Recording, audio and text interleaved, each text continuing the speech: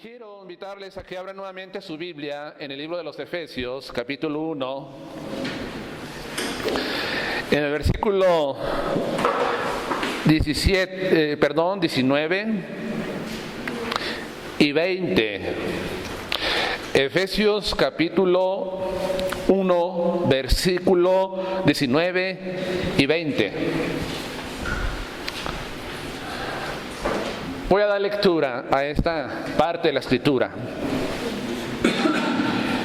Y cuál la supereminente grandeza de su poder para con nosotros los que creemos, según la operación del poder de su fuerza, la cual operó en Cristo, resucitándole de los muertos y sentándole a su diestra en los lugares celestiales. Señor, bendice esta palabra en esta tarde y ayúdanos a través de tu Santo Espíritu a entender, Padre, acerca de lo que el apóstol escribe a la iglesia en Éfeso.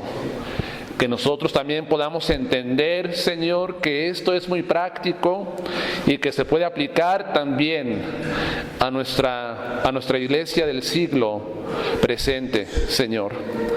Bendice a todos mis hermanos, Padre, presentes, y ayúdanos. Y ayúdame también a mí, Señor, a través de tu Santo Espíritu, poder compartir este mensaje en Cristo Jesús. Amén. Muy bien.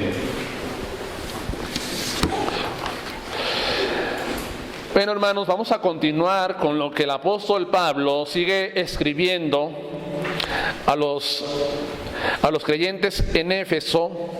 Y recuerde que esto es la continuación de lo que él escribe en el versículo 17.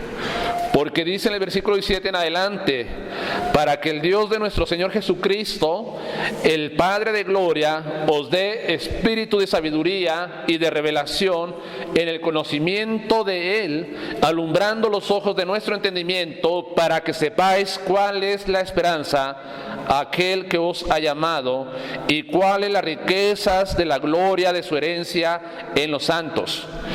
Y cuál la supereminente grandeza de su poder para con nosotros los que creemos, según la operación del poder de su fuerza, la cual operó en Cristo, resucitándole de los muertos y sentándole a su diestra en lugares celestiales. Decía el domingo pasado en el mensaje que compartí que el apóstol Pablo está orando a favor de los creyentes para que ellos tuvieran un conocimiento más profundo de Dios y también ellos tuvieran un crecimiento espiritual más en su vida cristiana. Lo que yo les enseñaba es que el apóstol Pablo decía que ellos entendieran acerca de la esperanza. Y esto me enseña a mí que la iglesia de Cristo tiene esperanza. Somos los únicos, puedo decir, personas que tenemos esperanza no solamente en esta vida, sino que también en la vida futura, en la vida eterna. Les decía esto. También les explicaba acerca de la herencia que tiene la iglesia, que nosotros como hijos de Dios somos adoptados y que Él nos hace a nosotros coherederos con Cristo Jesús en su reino. Somos la iglesia que tiene, somos la iglesia y la iglesia tiene una herencia. Y hoy en esta tarde nos vamos a concentrar acerca del poder de Dios a favor de la iglesia. El poder de Dios a favor de la iglesia, o por así decirlo, hermanos, quiero decirles a ustedes el poder de Dios en acción a favor de los creyentes que son la iglesia, el cuerpo de Cristo. El apóstol Pablo está escribiendo en estas líneas algo muy importante que quiere que los lectores de la epístola entiendan y conozcan con respecto al poder de Dios. Recuerden que el apóstol Pablo ya les había dicho a ellos en los versículos atrás que la iglesia está dentro del plan eterno de Dios y que los efesios pues son incluidos en ese propósito de nuestro Señor. Ellos ya están entendiendo con lo que está escribiendo el apóstol Pablo que Dios escogió para salvación y que Cristo lo redimió y que el Espíritu Santo selló a la iglesia, a los creyentes, hasta el tiempo de su glorificación. También, hermanos, es importante que entendamos que algunos de los lectores de la iglesia de Éfeso tenían que entender acerca de cómo cómo sucedió esto en cuanto a que Dios escogió, redimió y selló. Y esto yo lo puedo resumir en cuanto a la salvación de ellos. La salvación de ellos y las promesas que Dios hace, pues ellos tenían que ver que todo en cuanto a la salvación y las promesas se lleva a cabo solamente por medio del poder absoluto de Dios, solamente por eso.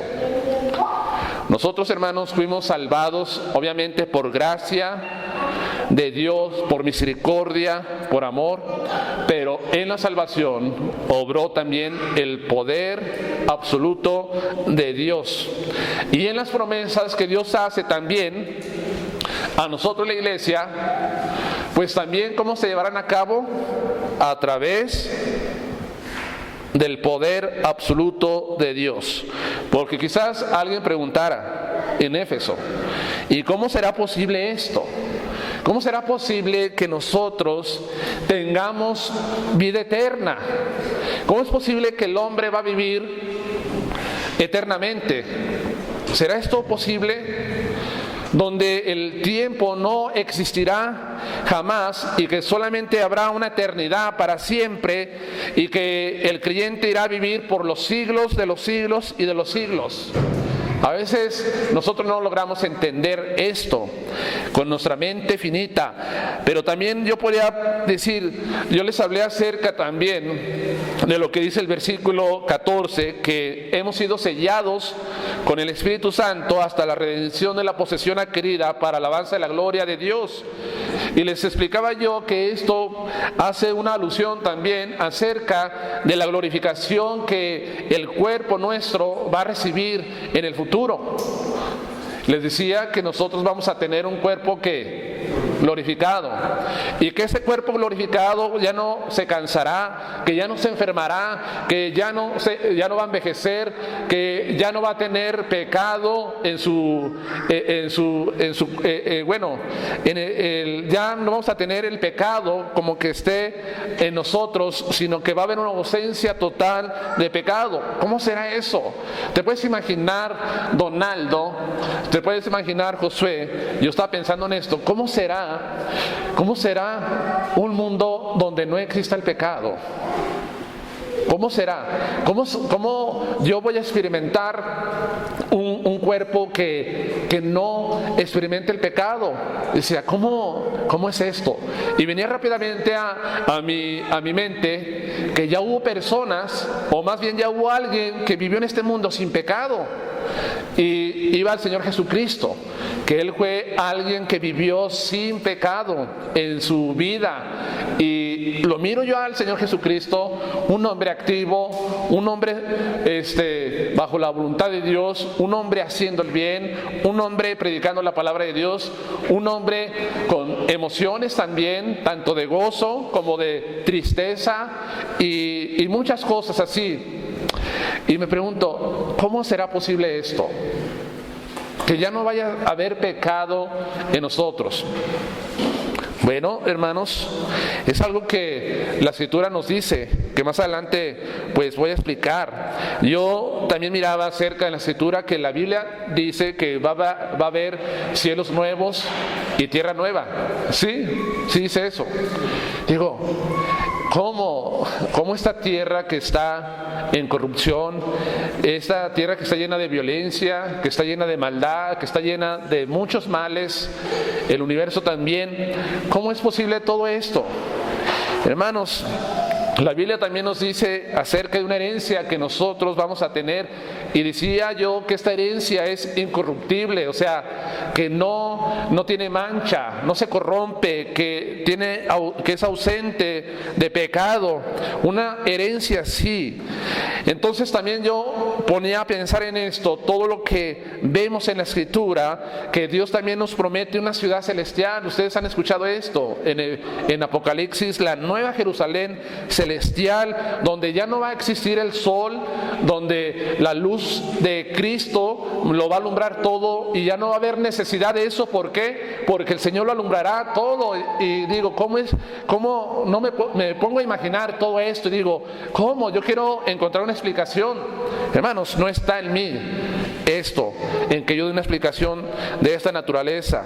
También vemos que el mismo libro de Éfeso, de los Efesios, en el capítulo 11, nos dice que hay una herencia, pero en el versículo 10 dice que en Cristo van a ser reunidas todas las cosas. En otras palabras, está diciendo que Cristo va a ser la cabeza principal de todo, las cosas de los que están en el cielo como las que están en la tierra. Todo se va a centrar en Cristo Jesús, y va a haber una unión, y va a haber un gobierno único, y que va a ser teocrático este gobierno, o sea, va a ser el gobierno de Dios. Cuando yo veo en este momento, pues ahorita no hay unidad en las naciones, no hay unidad en las familias, no hay unidad en muchas cosas, solamente vemos todo lo contrario. Vemos todo lo contrario. ¿Y cómo es esto? Son preguntas que nos vienen a nosotros, y quizás yo puedo imaginar que a algunos de los efesios también les vino este tipo de preguntas. Cuando estudiamos la palabra de Dios, vienen preguntas que nos hacemos. Pero hermanos, la respuesta, pues nosotros la entendemos de lo que Dios ha hecho por nosotros en cuanto a nuestra salvación, en nuestra elección, en nuestra redención, y el sello y nuestra glorificación, la esperanza y la herencia, las promesas de Dios. Todo se va a cumplir por una cosa solamente: por el poder de Dios. Porque dice aquí en el capítulo 1 de Efesios, el apóstol Pablo está diciendo en el versículo 19, y cuál la supereminente grandeza de su poder para con nosotros los que creemos, según la operación del poder de su fuerza. ¿Dónde encontramos nosotros respuestas a lo que yo les había dicho anteriormente? En ese versículo. Pablo desea pues que los creyentes, la iglesia, entienda, y sepa muy bien la grandeza del poder de Dios. Y el apóstol Pablo usa varias palabras aquí para hablarnos acerca de ese poder. Él usa la palabra supereminente. ¿Y qué será esto de supereminente? Bueno, esto quiere decir superabundante, exceder de una manera excesiva, abundante, algo que sobrepasa muchas cosas. En otras palabras, lo que el apóstol Pablo quiere decir, que nosotros debemos entender que el poder de Dios es abundante y superabundante. ¿Para quiénes? Para la iglesia. Nosotros, la iglesia, los hijos de Dios, debemos de entender esto. Debemos de entender que nosotros como creyentes, como iglesia, no estamos en deficiencia en cuanto al poder de Dios, porque aquí dice que es abundante en nosotros. O sea, es bueno que nosotros entendamos qué clase de Dios tenemos. Nosotros siempre hemos entendido que el Dios que nosotros servimos es un Dios todopoderoso. Y cuando decimos que es todopoderoso, omnipotente, estamos diciendo que Él es que todo lo puede hacer, y que Él tiene todo el poder, que tiene todo el dominio, que tiene toda la fuerza. sin límites, ilimitadamente. Eso entendemos. Entonces, hermanos, usted y yo tenemos que hacer conciencia acerca de lo que Dios puede hacer por nosotros.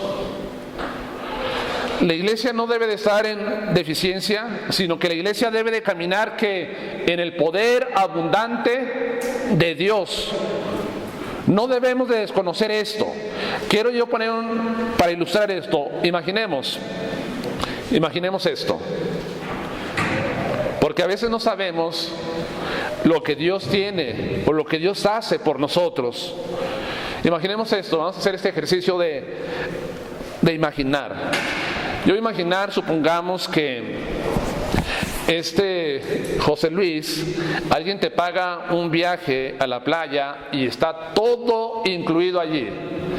Está incluido que tú te hospedes en un hotel de 5 estrellas y que tú también que a ti se te dé un servicio de lo más caro y de lo mejor en el restaurante allí en ese lugar, y que también se te dé un paseo turístico por toda la playa y por toda esa ciudad. Imaginemos eso, y que también se te haya pagado a ti una habitación presidencial. ¿Sí me entiendes? O sea, todo incluido. Y tú llegas al hotel y te hospedas en un hotel, te hospedas en una habitación sencilla. Tú no sabes que alguien ya pagó todo eso por ti. Y te hospedas en esa habitación sencilla, y aún más le agregamos que tú llegas con tu propia comida, tus propias tortas, tu propio sándwich, y te preparas siempre allí en el hotel esa comida.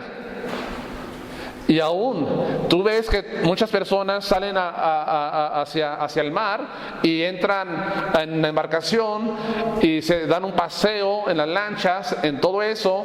Esas personas que andan volando también, que alguien les va estirando con una lancha, y tú dices, ¿cómo quisiera yo estar divirtiéndome de esa manera? Y muchas cosas así. Y tú regresas a la casa y de repente te das cuenta que tú pudiste haber gozado de todo eso, y que tú no lo hiciste porque no te diste cuenta, porque no conocías esto.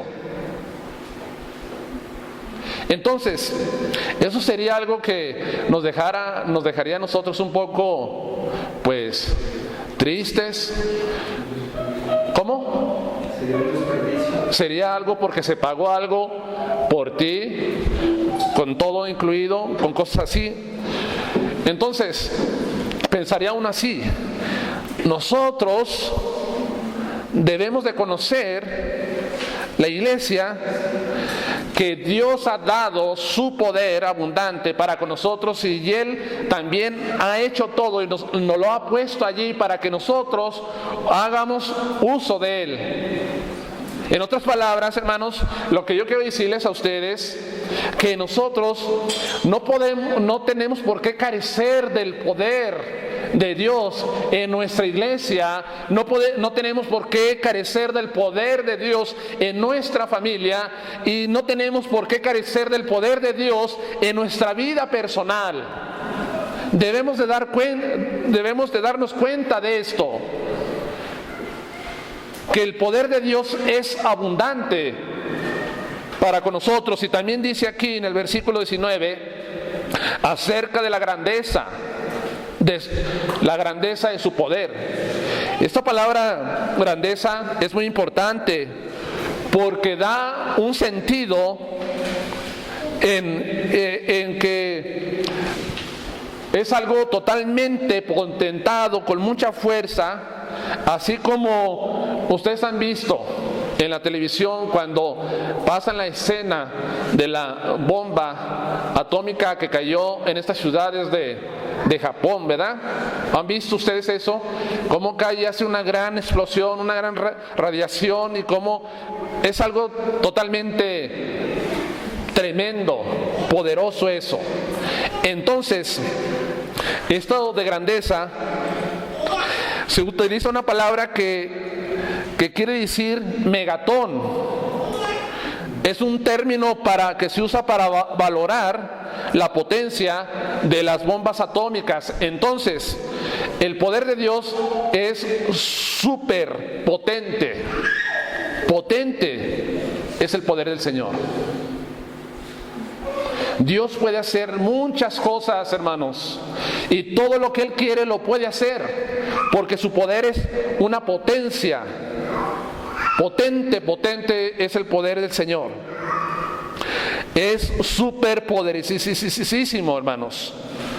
Entonces, este poder también la iglesia debe entender que lo tiene la iglesia. La iglesia tiene este tipo de potencia. Y no estoy diciendo que la iglesia lo posea en sí mismo, sino que Dios lo suministra y da de esto a la iglesia. Nadie de aquí tiene ese poder, sino que yo necesito de esto. Necesitamos de lo que Dios da. Ahora, hermanos, también es interesante que entendamos que aquí Dios dice, a través del apóstol Pablo, es un poder abundante, es un poder potente, y la palabra poder que se usa aquí en el versículo 19, si pueden verlo, allí poder, es la palabra dunamis, que significa este poder, energía o fuerza, poder milagroso, o poder en acción. ¿Dónde vemos nosotros el poder, o sea, el dunamis, la fuerza y la energía de Dios de una manera milagrosa? ¿Dónde lo podemos ver? Ustedes han visto los evangelios y ustedes han visto que Cristo hace muchos milagros. Él le sana a un cojo. Se necesitaba que ese poder para llevarlo a cabo, para tan solo Cristo decir así: levántate, toma tu lecho y anda. Entonces, que operaba. Cuando Cristo sana al leproso, también le dice: tú quedas sano. Ese poder es el que operaba, ese poder milagroso en acción operaba así. Cuando Cristo Jesús también, Él resucita a un hombre que ya tenía 4 días de muerto y ya está, dice que gedía. Cristo habla y le dice: sal de la tumba, y el hombre sale de la tumba vendado y va caminando vendado y sale allí presente, y todos ven eso. Es porque allí se expresaba el poder de Dios, se hacía manifiesto esta acción milagrosa. Ahora, quizá nosotros hoy, yo no puedo decirle a alguien así, porque no es el propósito de Dios ahora que alguno de aquí de ustedes vaya a una tumba en el panteón y diga: sal de la tumba y resucita. No, Dios tiene otro tipo de propósito ahora, lo puedo ver así. Entonces, es un poder, ahora que nosotros podemos entender, es un poder en acción que está a disposición de nosotros, la iglesia, los creyentes. Y quiero decirles a ustedes por qué necesitamos nosotros el poder de Dios en medio de nosotros, en medio de la iglesia. ¿Por qué lo necesitamos? Si la iglesia puede caminar en su propia fuerza, puede caminar en su propio poder, pero todo esto se va a derrumbar. La iglesia necesita caminar en el poder de Dios. Todos, las familias, las personas individualmente, necesitamos esto ahora. ¿Por qué necesitas tú el poder de Dios? ¿Por qué lo necesito? Es la pregunta que yo les hago. ¿Por qué se necesitará? ¿Para todo necesitamos el poder de Dios? ¿Para todo lo que hacemos? Especialmente en las cosas de la iglesia, en las cosas del ministerio, en las cosas de nuestra vida espiritual. ¿Lo necesitamos? Por supuesto que lo necesitamos. Yo quiero decirle a usted que nosotros necesitamos entender el poder de acción de Dios a favor nuestro, Número 1, para ser testigos de Cristo Jesús. Vayamos a Hechos, capítulo 1, versículo 8. Y está diciendo Cristo, cuando se estaba despidiendo de sus discípulos y que iba a ser recibido allá en la gloria, Él dice algo muy importante aquí, en el capítulo 1, versículo 8 del libro de los Hechos. Dice: pero recibiréis poder cuando haya venido sobre vosotros el Espíritu Santo, y me seréis testigos en Jerusalén, en toda Judea, en Samaria y hasta lo último de la tierra. Y habiendo dicho estas cosas, viéndolo ellos, fue alzado y le recibió una nube que le ocultó de sus ojos. ¿Para qué le está diciendo Cristo que iban a recibir poder? ¿Para qué? No me vean, aquí dice: para ser testigos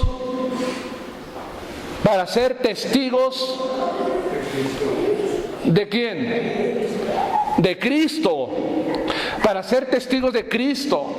Y ellos tenían que empezar a testificar de su fe en Cristo Jesús en Jerusalén, y de allí a Judea, en Samaria y hasta lo último de la tierra. Esto. Entonces, yo necesito entender, y la iglesia necesita entender, que necesita el poder para ser testigos de Jesucristo, nuestro Señor y Salvador.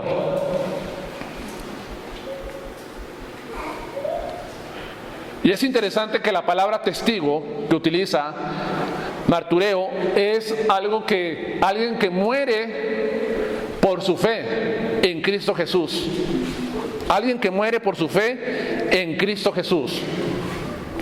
Entonces, por eso Dios da de su poder a la iglesia para ser testigos. ¿Dónde?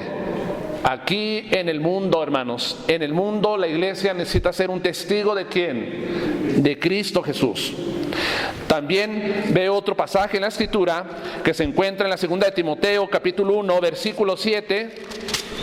Y nos habla algo muy interesante, porque yo veo a veces a muchos creyentes muy amedrantados, muchos creyentes muy miedosos, y muchos creyentes que se acobardan ante los hombres. Los veo así, y tienen tanto miedo a hablar a una persona de Cristo Jesús, pero es algo porque no lo hacen. Dice aquí el versículo 7 de 2 Timoteo 1:7. Dice: porque no nos ha dado Dios espíritu de cobardía, sino que nos ha dado Dios ¿qué? Sino de poder, de amor y de dominio propio. Y dice el versículo 8: por tanto, no te avergüences de dar testimonio de nuestro Señor, ni de mí, preso suyo, sino participa de las aflicciones por el Evangelio, según el poder de Dios, quien nos salvó y llamó con llamamiento santo, no conforme a nuestras obras, sino según el propósito suyo y de la gracia que nos fue dada en Cristo Jesús antes de los tiempos de los siglos. Entonces, ¿qué le está diciendo el apóstol Pablo a su discípulo Timoteo, que estaba pastoreando la iglesia en Éfeso? Le está diciendo que Dios no nos ha dado a nosotros, podemos aplicarlo, un espíritu de cobardía, de miedo, de estar temerosos.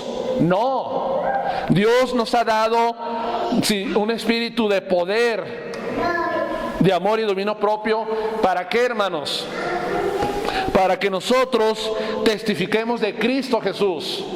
Como iglesia debemos nosotros siempre buscar este recurso de Dios, su poder, yo debo de buscar esto también. Si yo voy a predicar a una persona de Cristo, ¿qué necesito? Señor, dame de tu gracia, lléname de tu poder para no tener miedo y poder hablar de la gracia de Jesús a esa persona. Señor, lléname de tu poder, porque me voy a parar en este lugar, en esta familia, en este hombre tan malo, como decíamos el viernes en la célula, y le voy a testificar. Lléname de tu poder, no me des, Señor, o no me hagas que yo esté acobardado y temeroso. ¿Por qué? Porque yo tengo en mi vida, se manifiesta, más que nada se manifiesta el poder del Señor en esto. Necesitamos esto, hermanos. Ahora, es interesante que vea aquí yo algo. Es por la capacitación del Espíritu Santo que el hombre puede soportar también con paciencia y servir con valor hasta sufrir, hasta la muerte, porque el poder de Dios y la fe en Él está operando en esa persona. Esto lo podemos hacer. Les comentaba yo hace un momento, antes de comenzar con la predicación, que estaba viendo yo la vida de muchos hombres misioneros o pastores. Estaba viendo sus biografías y también películas acerca de ello. Y miré algo también que me impactó. Es acerca de un pastor en Rumanía, en Europa. No recuerdo su nombre. ¿Se llama Richard qué? No. Él. Ese señor, pues era una persona que predicaba la palabra de Dios. Lo hacían de una manera privada. ¿Por qué? Porque en ese momento estamos hablando de, no sé, algunas décadas atrás, pero él predicaba en su casa y solamente lo hacía de una manera pues muy cuidadosa. ¿Por qué? Porque existía un régimen en ese momento, en esta nación, comunista. Y sabemos que los comunistas, ¿ellos qué son? No creen en Dios y no quieren ver nada lo relacionado con la iglesia o con Dios. Estas personas así son. Entonces a este hombre lo persiguen y descubren que él está predicando la escritura y que él no quería someterse al comunismo, como muchos otros hombres, pastores, consiervos de él, lo hicieron, se vendieron. Él dijo, tenemos que seguir a Cristo y no tenemos que apoyar a un partido que esté en contra de Dios. Él decía eso, se levantó, lo dijo en la plataforma, había muchas personas, algunos de los representantes de los comunistas se enojaron tanto que decían, tenemos que acabar con este hombre. Y finalmente lo arrestan a él. Y pasa 8 años o 9 años en la cárcel ante unas condiciones muy precarias, muy adversas. Pasa este pastor. Allí es golpeado, allí es maltratado, allí es humillado, allí se le hace tantas cosas a él, y él seguía todavía con esa firmeza en su fe en Cristo. Él seguía también, algunos de los que estaban allí en su celda, les predicaba de Cristo y los servía a ellos, y aún aunque él estaba delgado, estaba muy débil, estaba en condiciones muy malas porque lo golpeaban, le hacían cicatrices, muchas cosas así, lo hacía. Me pregunto yo, y él, cuando venía su verdugo, el guardia, y lo golpeaba y lo dejaba ensangrentado, él seguía bendiciendo a esa persona, él seguía pues orando por ella.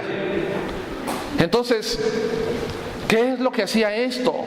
¿Por qué soportó tantas cosas? ¿Por qué soportó tantas humillaciones? ¿Y por qué estuvo también él dispuesto a ir a la cárcel? A la cárcel por el amor de Cristo Jesús. Era eso su principal causa. Pero ¿dónde recibía toda esa fortaleza para animar aún a los que estaban al lado de él? ¿de dónde recibía esa fuerza? Yo digo, cualquier persona viera cómo le hubiera doblado su brazo y hubiera dicho, me retracto, yo ya no quiero nada de Cristo y déjenme salir, necesito a mi familia. ¿Qué era lo que operaba en él? Lo que yo puedo ver que operaba en él era el poder de Dios. ¿Para qué? Para ser un testigo de Cristo en el lugar donde él estaba. Hermanos, eso yo veo que son hombres que están llenos de fe y que están llenos de poder de Dios y se manifiesta. Y me quedo yo asombrado y admirado y digo, ¿qué pasaría si aquí en México se levanta una persecución? ¿Qué pasaría? Estoy seguro que muchos de los que están en las iglesias rápidamente iban a dejar su fe en Cristo. ¿Por qué? Porque ellos iban a mirar por sus propios intereses y quisieran salvaguardar su vida. Pero estoy seguro que muchos hombres y mujeres van a decir, no me importa a mí, yo soy un testigo de Cristo aquí y no le hace lo que vaya a padecer. Yo tengo en mi vida, se está manifestando el poder de Dios y yo voy a seguir adelante. Eso se necesita, hermanos, solamente para esto. Este hombre, le quiero decir, que le comento, fue el fundador de lo que se conoce un ministerio como las Voces de los Mártires. Y su hijo siguió todavía con él, con este ministerio. Ellos ya murieron, pero también vio a su esposa de él, una mujer fuerte y firme, llena de fe y llena de poder de Dios en su vida. Lo vio así. Y Dios pues los usó grandemente a ellos. Y ahora estas personas que fundaron ya no viven, pero el hijo sigue. Y este ministerio trata de ayudar a todos aquellos creyentes cristianos que están en persecución en el mundo. Lo hace así. Solamente el poder de Dios puede hacernos a nosotros testigos de Cristo, obrando en tu vida y en mi vida. Ahora, ¿para qué más la iglesia necesita? Ya vemos aquí varios pasajes para testificar. Pero también, hermanos, yo puedo decirles que nosotros necesitamos el poder de Dios. ¿Para qué más? Para soportar las pruebas. Para soportar las pruebas. Muchos de nosotros tenemos pruebas. La iglesia tiene pruebas. Tú tienes pruebas y yo tengo pruebas. ¿O no es verdad? Tenemos adversidades, tenemos problemas, tenemos complicaciones, conflictos, tenemos muchas cosas en nuestras vidas. Y yo necesito ese poder de Dios en mi vida para que Dios me ayude a soportar con paciencia las pruebas que vienen a mí o vienen a usted. Vayamos a 2 de Corintios capítulo 12. 2 de Corintios capítulo 12, versículo 9. Dice, 2 de Corintios 12, 9. Y me ha dicho, bástate en mi gracia, porque mi poder se perfecciona en la debilidad. Por lo tanto, de buena gana me gloriaré más bien en mis debilidades, para que repose sobre mí el poder de Cristo.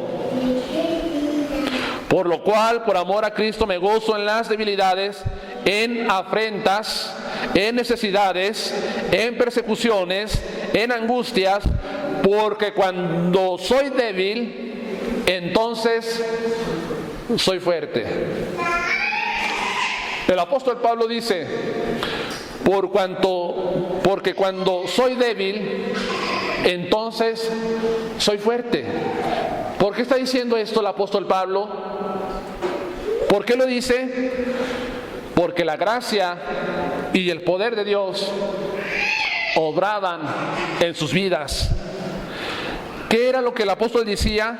El apóstol Pablo había orado 3 veces a Dios que le quitara ese aguijón en la carne, que le era molesto. Algunos dicen que era una enfermedad que él tenía. Y Dios le contesta: no te la voy a quitar, sino solamente bástate mi gracia, para que en tu debilidad mi poder se perfeccione, o más bien se manifieste y se vaya agrandando en tu vida. No que el poder de Dios se tenga que perfeccionar y que sea imperfecto, sino que nosotros en nuestra vida se está haciendo una realidad, hermanos.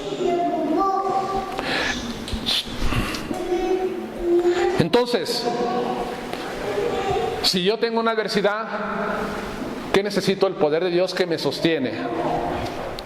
Solamente. No hay otra cosa que me sostenga más que su poder y su gracia.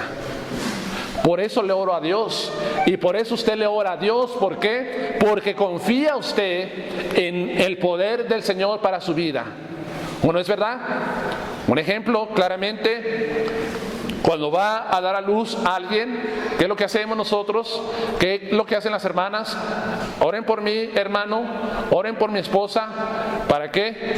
Para que Dios engrandezca su poder y todo salga bien allí. Eso lo hacemos. Confiamos en el poder de Dios siempre. Si una persona no tiene el poder, que el poder de Dios se manifieste en él, ¿qué es lo que hace? ¿Qué es lo que hace? Se derrite, se derrumba. Pero sin embargo esto nos hace a nosotros tener una fe inquebrantable siempre. También algo que puedo ver yo, y lo encuentro en el mismo libro de los Efesios, es que la iglesia necesita el poder de Dios. ¿Por qué? Para luchar contra el mal. Vamos a Efesios capítulo 6, versículo 10. Y yo quiero, antes de leer esto, quiero decirles algo. ¿Creemos realmente que nosotros tenemos una lucha? ¿Cada cuándo tenemos esa lucha? ¿Cuándo? Diario, dice nuestro hermano. La escritura nos dice en Primera de Pedro 5, capítulo 5, nos dice que nuestro adversario, el diablo, anda como león rugiente buscando a quien devorar, a quien despedazar. Recuerde que nosotros somos ovejas de Cristo Jesús. Al diablo se le presenta como un león que rugiente, hambriento, y busca siempre la oportunidad de ¿qué? De devorar, de comer, de despedazar. Así como un león agarra a una oveja y la despedaza, así anda el diablo. ¿Tenemos esa convicción? A veces hay creyentes que piensan que el diablo no existe realmente, y por eso viven una vida tan descuidada y tan relajada y con conductas relajantes, que eso no debe de ser así, hermanos. No debe de ser así. Aquí dice en el versículo 10 de Efesios 6:10: por lo demás, hermanos míos, fortaleceos en el Señor y en el poder de su fuerza. Nos dice. Aquí yo me pongo a pensar, ¿el poder de Dios viene de una manera automática?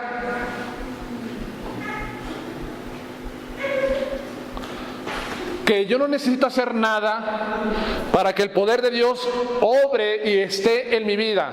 Que yo solamente viva relajadamente, que yo solamente no me preocupe por nada de las cosas espirituales, de los ejercicios, de las disciplinas, tanto de la oración como de la lectura, de la meditación, de estas cosas. No necesito hacer nada para que mi vida esté siendo llena del poder de Dios. Un hombre flojo espiritualmente, vamos a decirlo así, hombre flojo o mujer floja espiritualmente, puede poseer el tipo de poder que vemos aquí en las Escrituras? No, pareciera que esto conlleva alguna participación de nosotros para que nosotros obtengamos esa fuerza y ese poder. Es una cooperación humana que nosotros necesitamos de hacer. Es como cuando dice, sé lleno del Espíritu Santo, está diciendo que nosotros debemos de cooperar para el ministerio de la llenura del Espíritu Santo, en esto solamente. Así también nosotros, hermanos. Fortaleceos en el poder, fortaleceos en el Señor y en el poder de su fuerza. Entonces nos dice aquí en el versículo 11 y 12, vestidos de toda armadura de Dios para que podáis estar firmes contra las acechanzas del diablo. Ya le decía que el diablo acecha como león rugiente.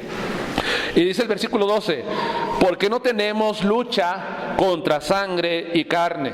O sea, nuestra lucha que nosotros tenemos no son con la gente, no es con la gente de carne y hueso, sino lo que está detrás de ellos. Esa es la lucha. ¿Y qué es lo que está detrás de ellos, Donaldo? Dice, sino contra principados, contra potestades, contra los gobernadores de las tinieblas de este siglo, contra huestes espirituales de maldad en regiones celestes. Hermanos, la iglesia tiene una lucha contra los poderes del mal. El creyente se enfrenta a las huestes diabólicas siempre. Ustedes han visto la película del progreso del peregrino, ¿no? Cómo va este cristiano y va a su camino hacia la ciudad santa y de repente le sale ¿quién? Un demonio llamado que Apolión, que representa que esta lucha de Efesios 6, 10 y 12 representa esto. Y este cristiano de repente se ve como vencido por este demonio llamado Apolión, pero del último saca fuerzas y con su espada le encaja y ese demonio se va por un tiempo y lo deja tranquilo. Entonces, a lo que voy es que nosotros tenemos esa lucha. No se nos olvide, iglesia, familia de Dios, cristianos, creyentes, que esa lucha está todos los días. Porque Satanás usa su dinamita, su poder, ¿contra quién? Contra los creyentes, contra la iglesia de Jesús. Eso sucede. Ahora, debemos estar conscientes de esto, pero yo les hacía una pregunta. ¿Ese poder viene automáticamente? Bueno, existe la base ya para que nosotros lo experimentemos. Pero yo decía que personas flojas espiritualmente no son personas llenas de poder de Dios. Dios siempre usa a sus siervos que buscan esto. Vamos a ver qué dice Lucas capítulo 4, versículo 1 y versículo 14. ¿De dónde viene el poder de Dios? Comparando de una manera de algunos libros de la Escritura. Lucas 4, versículo 1 y 14. Voy a leer, dice: Jesús, lleno del Espíritu Santo, volvió del Jordán y fue llevado por el Espíritu al desierto. Y ya sabemos la historia, que fue llevado por el Espíritu para ser tentado, pero aquí dice que Cristo estaba lleno del Espíritu. En el versículo 14 dice lo siguiente: y Jesús volvió.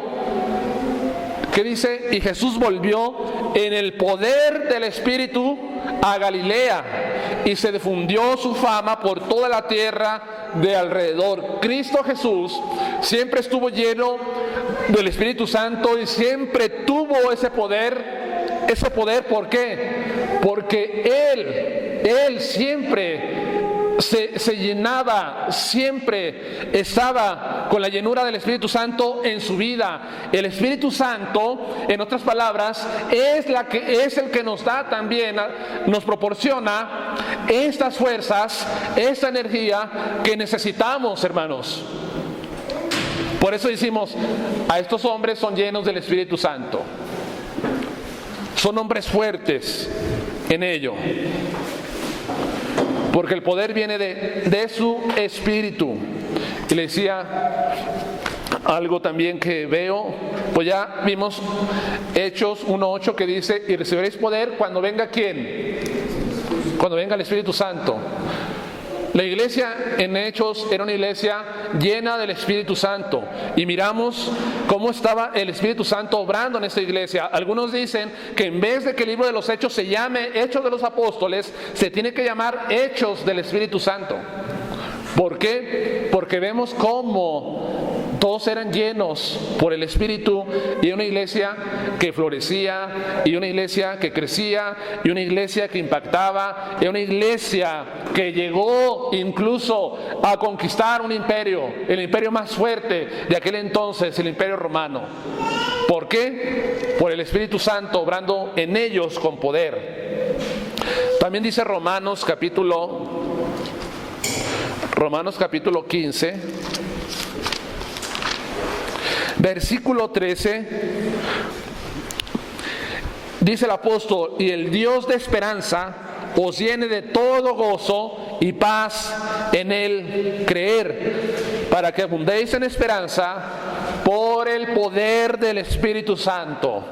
Otra vez dice, por el poder del Espíritu Santo. Y si vamos al versículo 18 de este mismo capítulo, Romanos 15, dice, porque no osaría hablar sino de lo que Cristo ha hecho por medio de mí para la obediencia de los gentiles, con la palabra y con las obras, con potencias de señales y prodigios en el poder del Espíritu Santo, de manera que desde Jerusalén y por los alrededores hasta Ilírico todo lo he llenado del Evangelio de Cristo Jesús. ¿Qué operaba en el apóstol Pablo? El poder del Espíritu Santo. Ahora, nuestra dependencia debe ser en el Espíritu Santo, porque el Espíritu Santo nos empodera, nos da el poder. Cristianos que no son llenos del Espíritu Santo son débiles. Son débiles y no son fuertes ante muchas cosas. Yo puedo ver que el Espíritu Santo es como la gasolina para el carro, para así ilustrarlo. No que sea gasolina el Espíritu Santo, sino que quiero ilustrarlo así. Si el carro con el que se mueven ustedes no tiene gasolina, ¿qué hace? No se mueve para nada. ¿O sí? No se mueve. Si le pones gasolina, te mueves para todos lados y lo usas. Es igual. Nosotros tenemos el Espíritu Santo. Nosotros, los creyentes. Pero hay personas creyentes que lo tienen apagado. ¿Sí me entienden? Apagado. Y hay personas que lo tienen de una manera avivada al Espíritu Santo, y por eso son personas que son usadas y que viven y son capaces de enfrentar a cualquier adversidad, porque están llenas de este poder, empoderados de esta forma. Esto, hermanos, es lo que mi vida necesita, y quizás en algunos también lo necesitan también. Iglesia empoderada por Dios. Voy a Efesios nuevamente.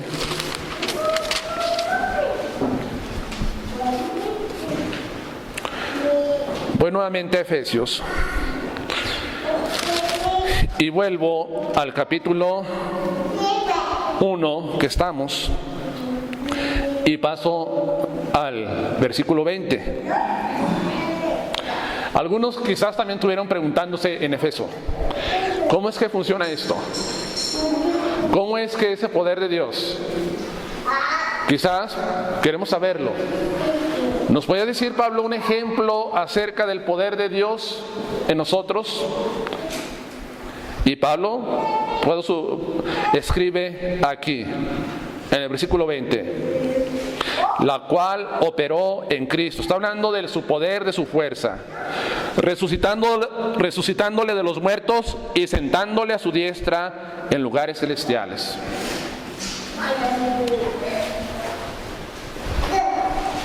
¿Cuál es el poder para nosotros, la iglesia?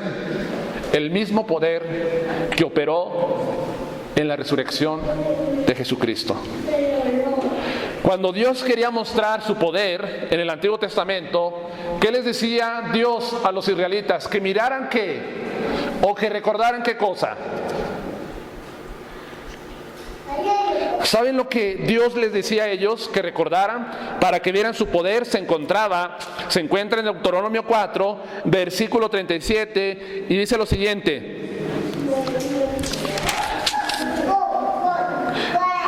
por cuanto Él amó a tus padres, escogió a su descendencia después de ellos y te sacó de Egipto con su presencia y con su poder. Siempre Dios decía: a ver, israelitas, ¿quieren ver ustedes una demostración de mi poder? Necesitan de ver cómo lo saqué con poder. ¿De dónde?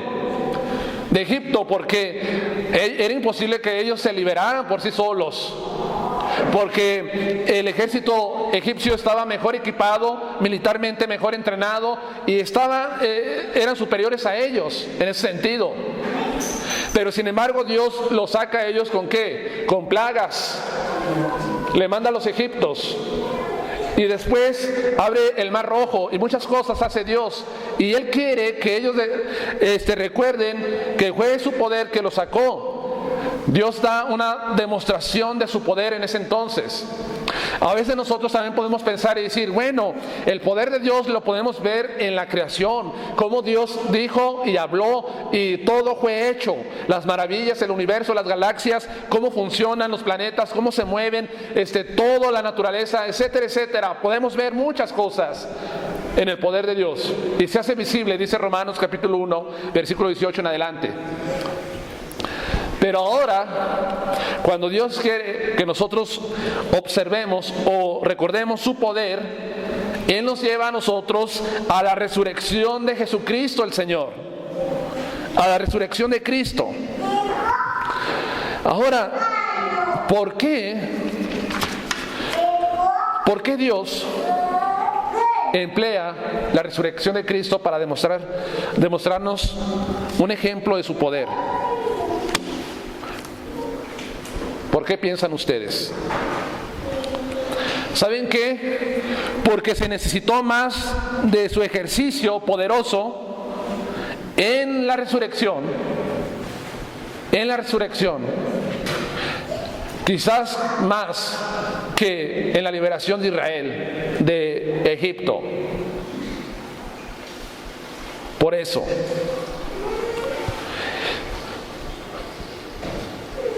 Ay, hermanos,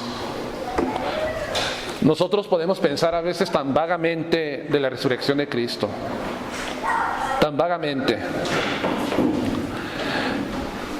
Pero quiero decirles, se puede pensar así tan vago de la resurrección de Cristo y decir, wow, bueno, ya se levantó y ya, qué bueno. ¿Realmente no nos impacta a nosotros este evento? Este hecho,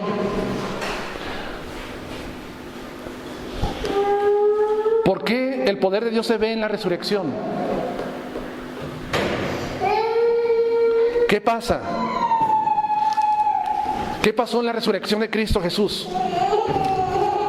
Si quieres pararte, Flor, y pasearla allá atrás, no hay ningún problema.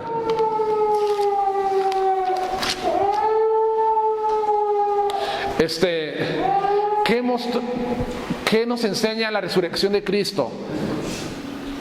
Ya dije su poder. ¿Pero poder de qué? ¿Poder en qué? ¿Cómo, Donaldo? Poder sobre la muerte. Dice nuestro hermano Donaldo que poder sobre la muerte. ¿Estamos de acuerdo en ello? Bueno, quizás estás tú recordando una cita que se encuentra en 1 Corintios 15, versículo 55, que dice así: ¿dónde está, oh muerte, tu aguijón?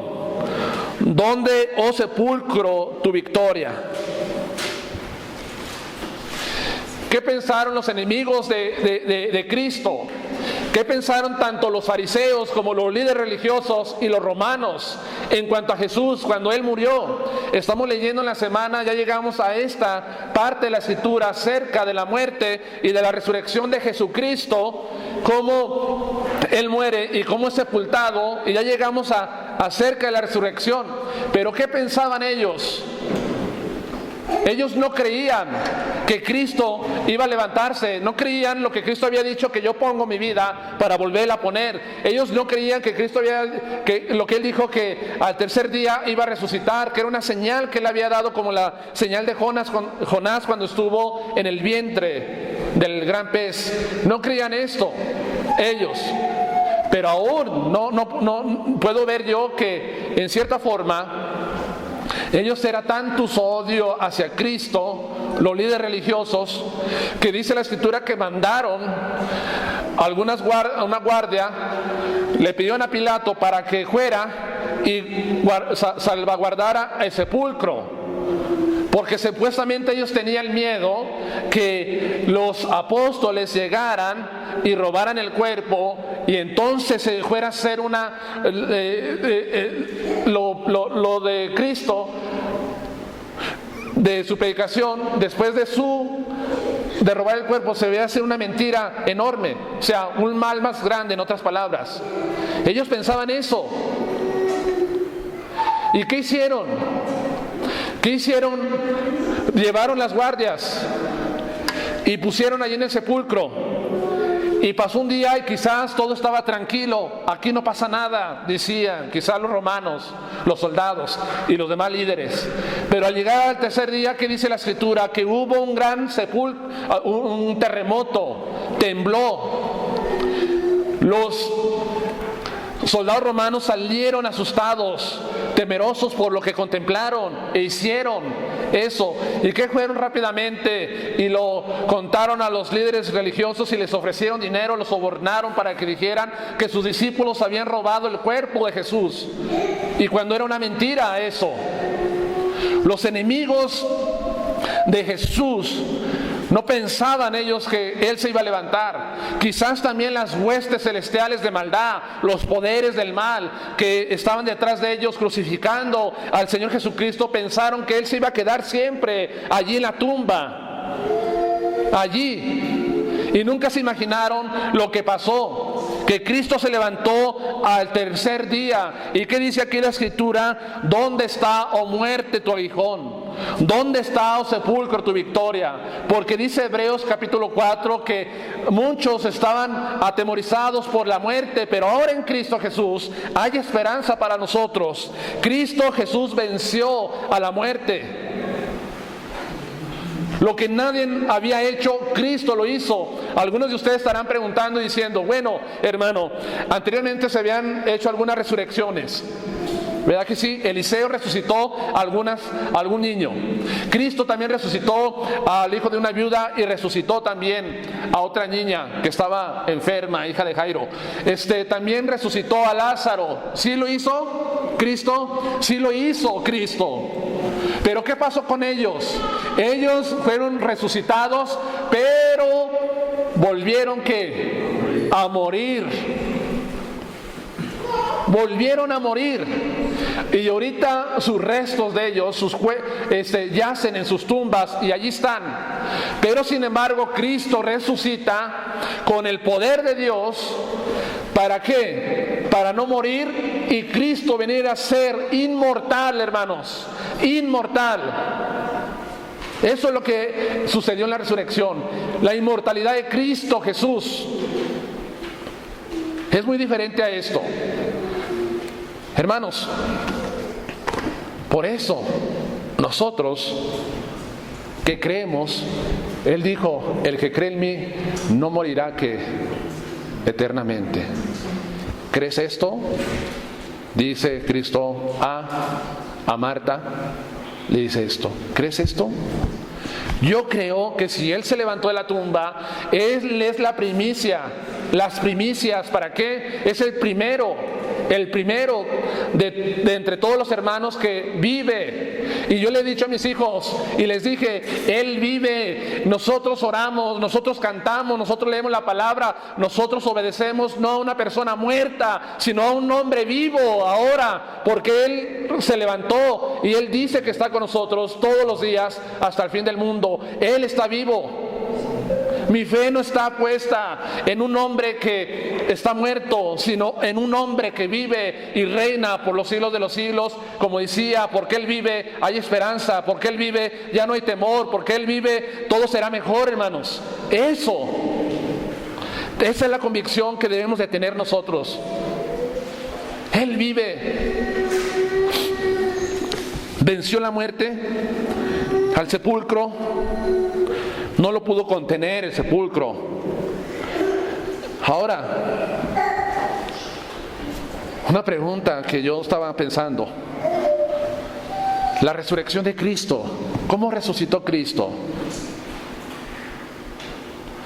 Algunas personas blasfeman y son heréticas porque enseñan que Cristo no se levantó en cuerpo, sino que Cristo resucitó en espíritu. Eso dicen. Y se atreven a decir que Dios descompuso el cuerpo de Cristo en la tumba y que solamente su espíritu estaba allí. Y yo digo, ¿dónde sale esta barbaridad? ¿Dónde se enseña en la Biblia esto? ¿Dónde dice la Escritura que así fue? Porque la Escritura enseña que Cristo se levantó con cuerpo. Él resucitó, su mismo cuerpo se levantó, pero de una forma que glorificada ahora, un Cristo glorificado. La resurrección es que se levantó con su cuerpo. Y tengan cuidado, ¿por qué? Porque llegan personas y dicen: Cristo no resucitó así, Cristo resucitó espiritualmente. ¿Cómo es eso? ¿Cómo es eso? Eso no es cierto. Resurrección significa levantarse, estar literalmente sentado o tirado, postrado y levantarse. Eso significa resurrección. Cristo resucitó con un cuerpo glorificado.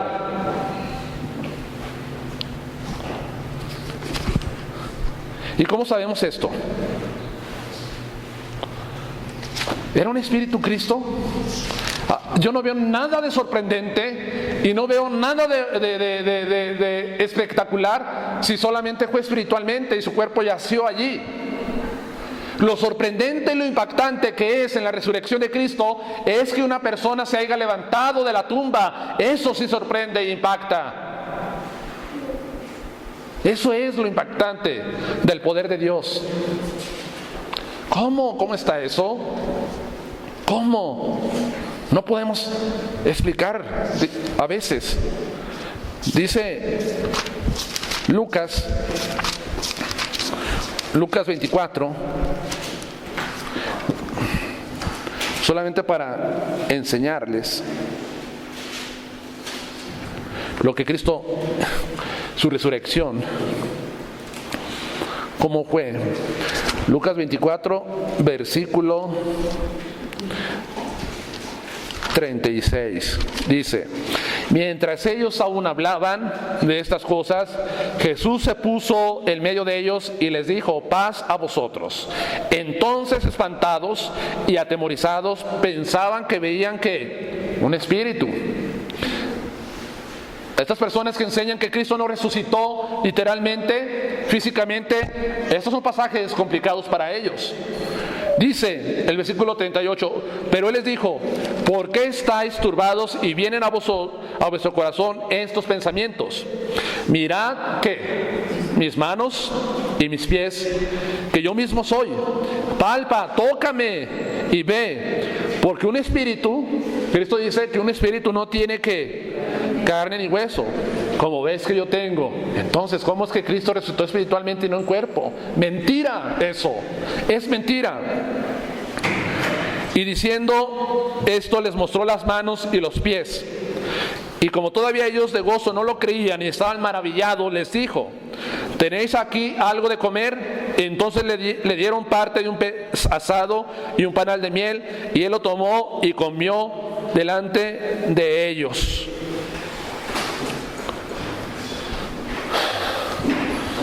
Se levantó en cuerpo glorificado. Un espíritu no tiene alma, no tiene manos ni tiene pies, dijo Cristo Jesús. Ahora, solamente Cristo hizo su manifestación de la resurrección a los discípulos, a los 12. ¿Cuántas personas vieron la resurrección de Cristo? ¿Cuántas? Más de 500, si incluimos nosotros aquí. Porque dice la 1 Corintios 15, versículo 6, después apareció a más de ¿quién? De 500 hermanos a la vez, de los cuales muchos viven aún y otros ya duermen, dice el apóstol Pablo. ¿Cuántas personas vieron a Cristo viva? Más de 500. ¿Y a poco todos estaban alucinando, como muchas personas piensan? Qué difícil, ¿no? Para esas personas que argumentan eso. Más de 500 personas vieron a Cristo. Porque Cristo estuvo, después de que se levantó, como 40 días antes de subir al cielo. Eso hizo Jesús. Entonces, si Dios hizo eso con la resurrección de Cristo, también lo hará con nosotros. ¿O no es verdad? Algunas personas me han preguntado y me dicen: hermano, ¿qué tal si a las personas, en vez de sepultarlas, las cremamos? Han hecho esa pregunta, ¿verdad? ¿Qué de su cuerpo? ¿Y saben lo que yo les digo? Dios es tan poderoso que Él puede nuevamente reintegrar todas sus partículas y levantar a esa persona. Así. Solamente con el poder de su palabra. Eso lo puede hacer. Ahora, yo creo que, hermanos, hasta aquí llego en esta tarde. Y seguimos con lo demás el siguiente domingo. Yo solamente quiero preguntar: ¿por qué nuestra vida está tan débil a veces?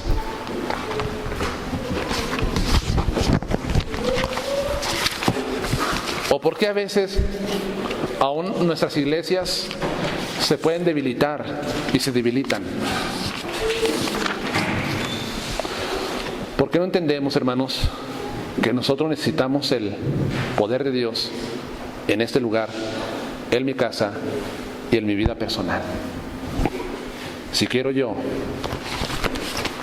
ser un hombre que permanezca siempre firme y sólido en Dios.